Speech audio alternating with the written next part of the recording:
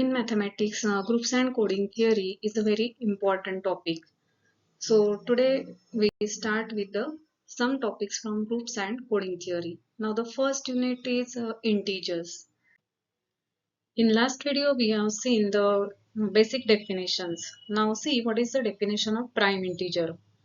A prime is a positive integer greater than 1 whose only positive divisors are 1 and itself. So prime integer must be greater than 1 and it has only two types of divisors, 1 and the number itself. For example, 2, 3, 5, 7, these are prime integers. So if you consider 2, then the only positive divisors of 2 are 1 and 2 itself. And 2 is greater than 1, so 2 is a prime integer. Similarly, the only positive divisors of 3 are 1 and 3 itself, so 3 is also a prime integer. But if you consider 1, then by definition 1 is not a prime integer.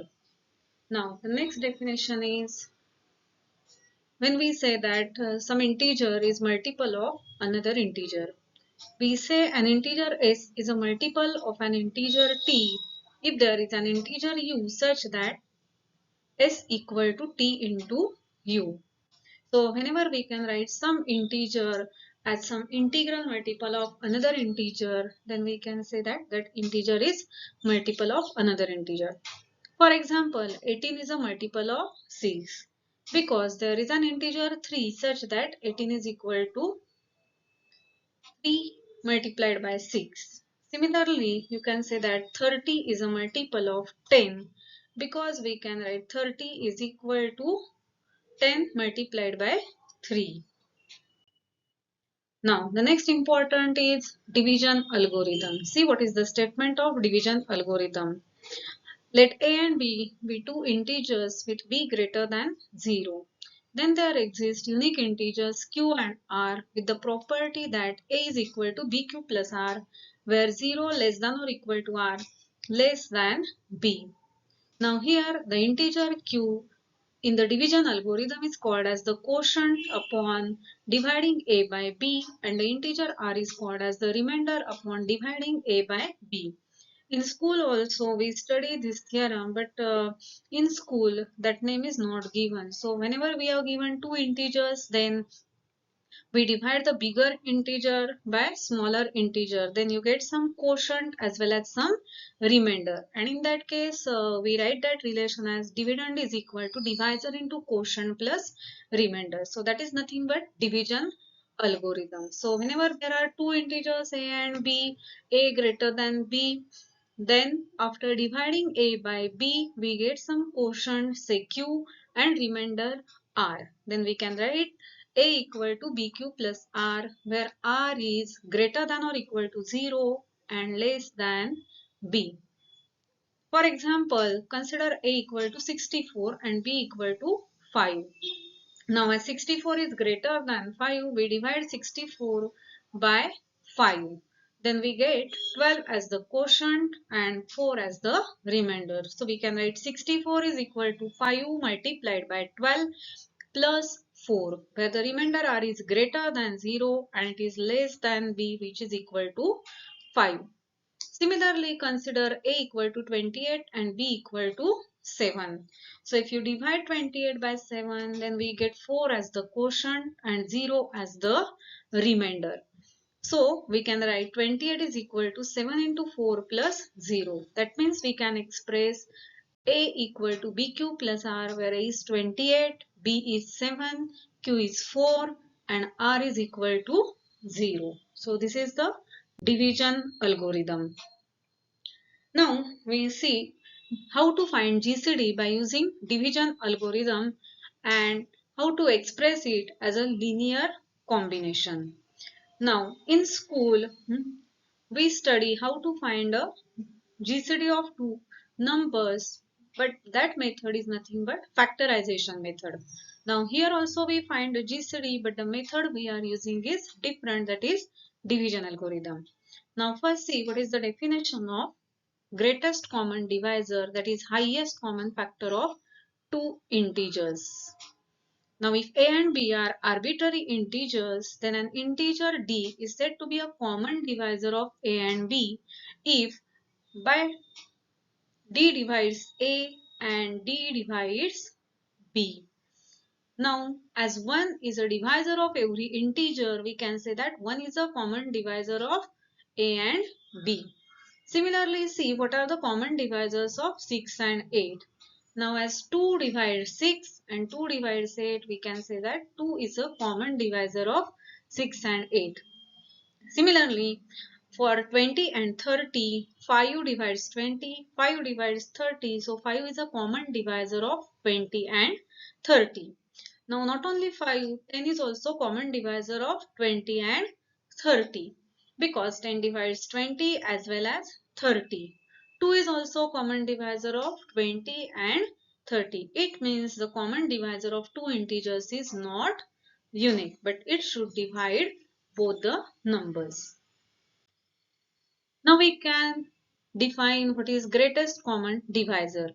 Now the greatest common divisor or highest common factor HCF of two non-zero integers a and b is the largest of all common divisors of a and b. Now we denote this GCD of two integers by the symbol GCD in round bracket a comma b.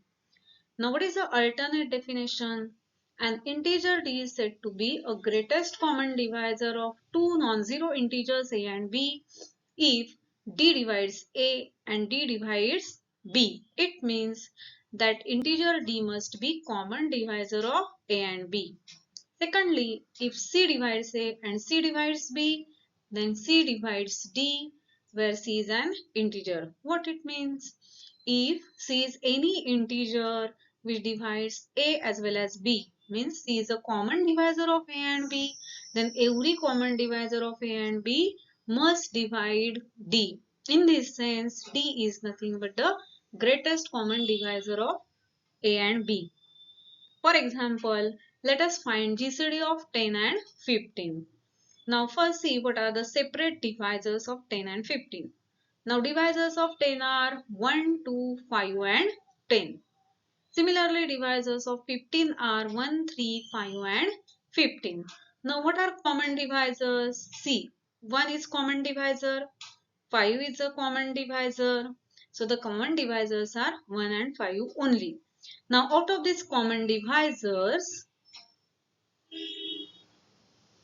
1 divides 5 and 5 divides 5. It means both the common divisors are dividing 5. So what is the GCD of 10 and 15? It is equal to 5.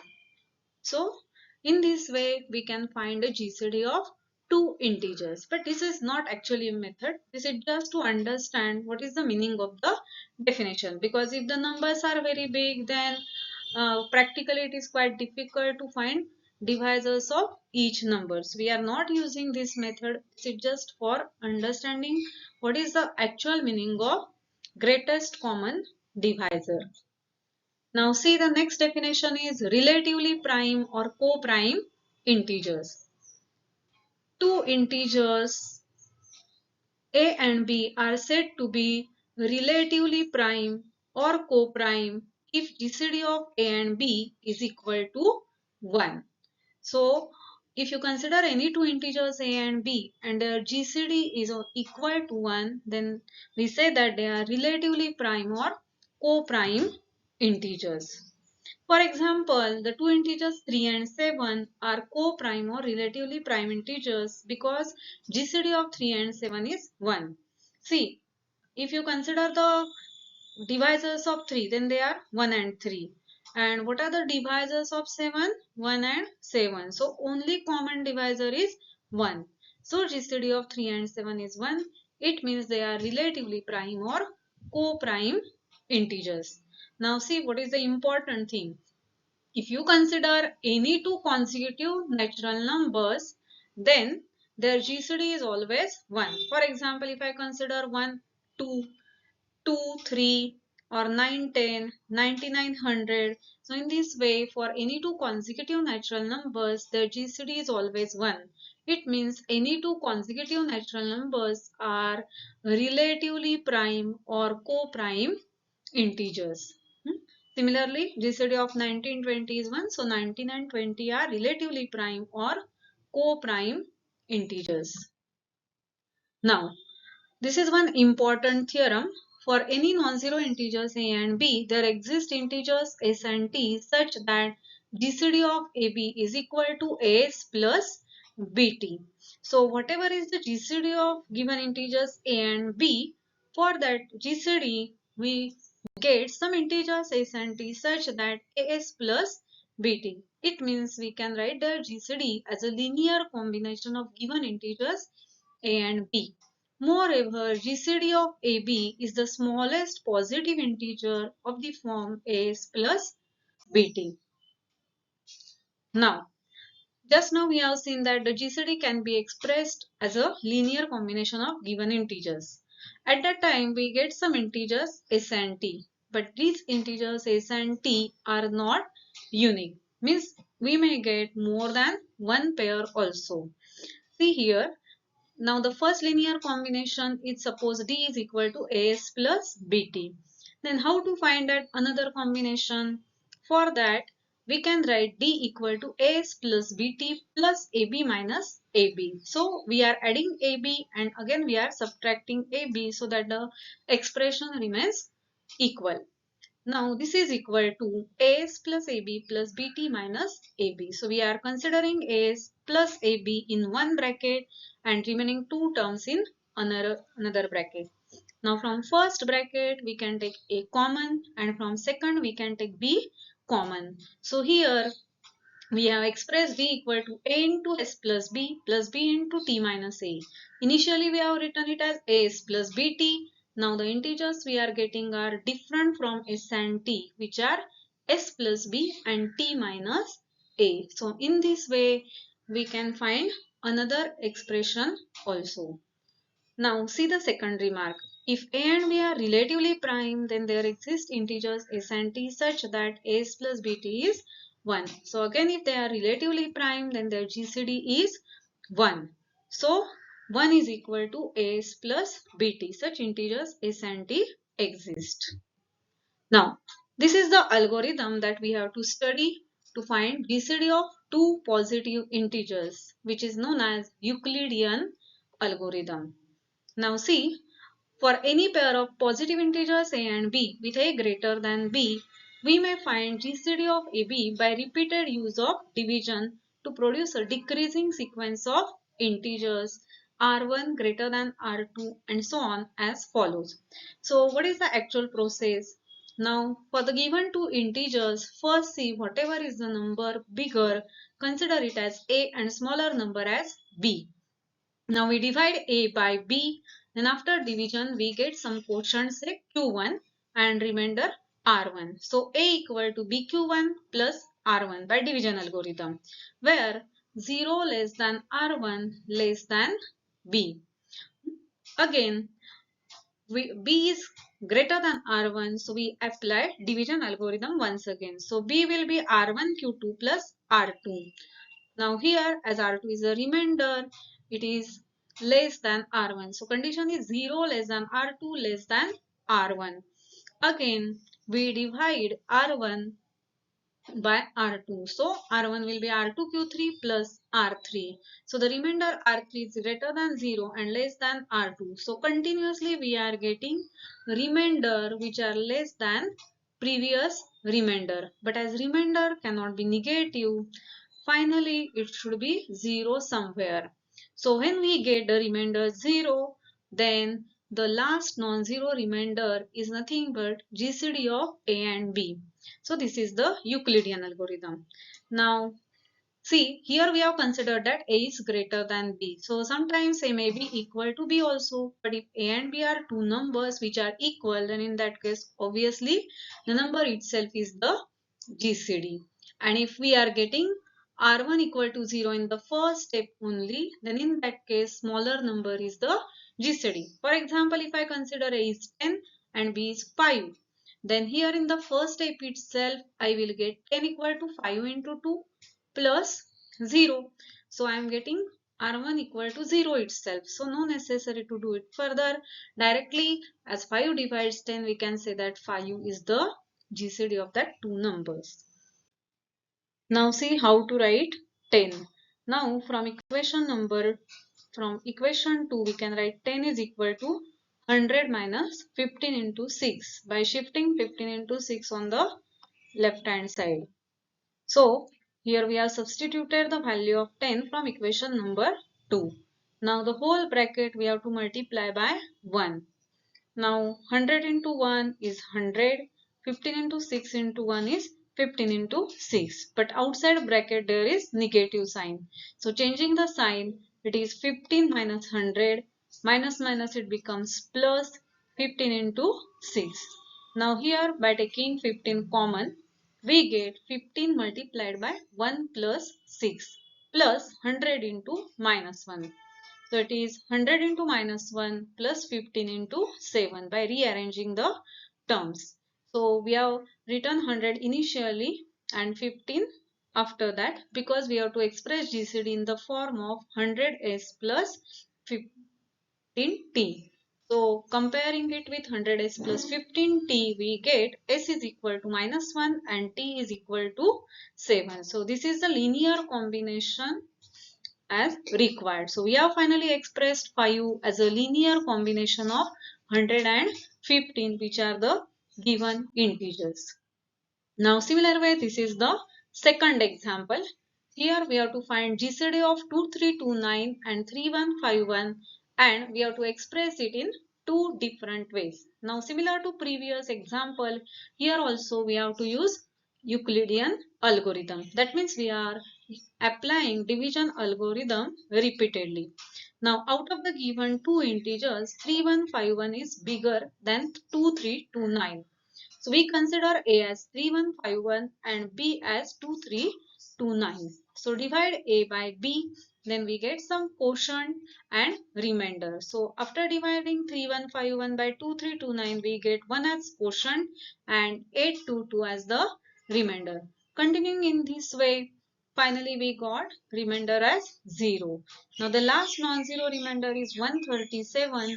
So the GCD of 3151 and 2329 is 137. Now the another part is we have to express that GCD as 2329s plus 3151t in two different ways. Now the first way is similar to previous problem. So for that we give numbering from second last equation as 1, 2, 3, 4 and so on. Now from second last equation we write 137 is equal to 822 minus 685 into 1. And after that substituting the values for remainders, finally simplifying we get 137 is 2329 into minus 4 plus 3151 into 3.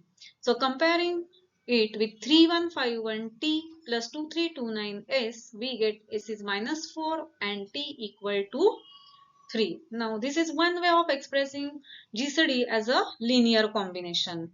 Now as already we have seen it in the remark, another way to express 137 as a linear combination is that in the previous linear combination, what we do, we add multiplication of given two integers and we subtract it. See how to do this. So we add and subtract 2329 into 3151 from the previous representation and then we rearrange the terms. So 137 is equal to 2329 into minus 4 plus 31513. This is our previous linear combination. Now in this we are adding 2329 into 3151 and again we are subtracting to maintain that equality. Now from first and third expression we can take 2329 common. So it is 2329 into bracket minus 4 plus 3151 plus from second and last terms we can take 3151 common. So in bracket it will be 3 minus 2329. So doing that addition subtraction we get finally it is 2329 into 3147 plus 3151 into minus 2326. So again comparing it with 2329s plus 3151t, we get s is equal to 3147 and t is equal to minus 2326. to 9. So if you observe the previous values of S and T, they were -4 and 3, which were different. So this is another linear combination that we are getting. So in this way, you can find many representations. Now you can verify your answer also. So just do this product and add them. So answer must be 137 only. Then the linear combination we are getting is correct. Now one more example. Show that 497 and 3015 are co-prime. Now in this question it is not given that we have to find a GCD. But if you know the definition, then immediately you understand that you have to find a GCD. So what is the meaning of co-prime integers? It means they are relatively prime integers. Means their GCD is 1. So showing co-prime or relatively prime is nothing but you have to find that GCD and that GCD must be 1. So to find the GCD, again we apply the Euclidean algorithm, that is applying division algorithm successively. Now as 3015 is bigger than 497, we divide 3015 by 497 and write it as 3015 is 497 into 6 plus 33. Again dividing 497 by remainder 33, we get 15 as quotient and 2 as remainder. Continuing in this way till we get remainder 0. Finally, we get 1 as the last non-zero remainder. So, we can say that GCD of 3015 and 497 is 1. It means we can say that 497 and 3015 are co-prime integers.